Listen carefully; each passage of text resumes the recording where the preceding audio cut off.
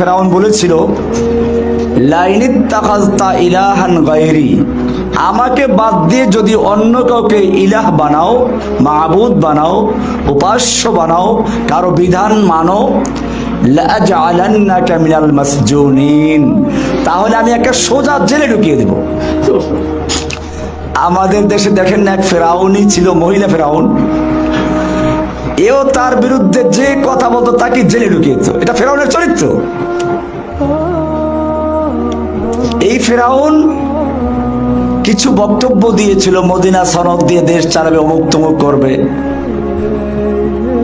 তো আমি তার প্রতিবাদ করেছিলাম, মদিনা সনদে কি আছে তা তাকে দেখিয়ে দিয়েছিলাম আলোচনার মাধ্যমে।